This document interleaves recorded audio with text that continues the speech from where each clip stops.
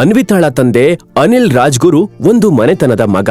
ಅನ್ವಿತಾಳ ತಾತ ಹರಿಪ್ರಸಾದ್ ರಾಜ್ಗುರು ಗೌತಮ್ನನ್ನ ಎಲ್ಲೋ ಭೇಟಿಯಾಗಿದ್ರು ಮತ್ತು ಅವನನ್ನ ತನ್ನ ಪ್ರಿಯವಾದ ಮೊಮ್ಮಗಳ ಜೊತೆ ಮದ್ವೆ ಮಾಡಬೇಕು ಎಂದು ನಿರ್ಧರಿಸಿದ್ರು. ಇದು ಅನ್ವಿತಾಳ ಅಜ್ಜಿ ಗಾಯತ್ರಿ ದೇವಿಗೆ ಇಷ್ಟವಿರಲಿಲ್ಲ.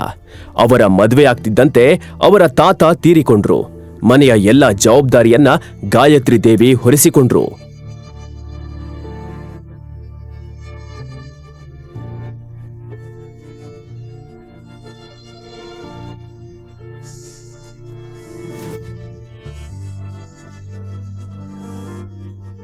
ಮನೆತನದ ಹೆಸರನ್ನ ಕಾಪಾಡಲು ಗೌತಮ್ ಮತ್ತು ಅವನ ಕುಟುಂಬದವರನ್ನ ತನ್ನ ಮನೆಯಿಂದ ಸಹ ಹೊರಗೆ ಕಳಿಸಿದ್ರು. ಇದನ್ನೆಲ್ಲ ಯೋಚಿಸಿ ಅನ್ವಿತಾ ಯಾವಾಗ್ಲೂ ದುಃಖಿಯಾಗಿ ಇರ್ತಿದ್ಲು.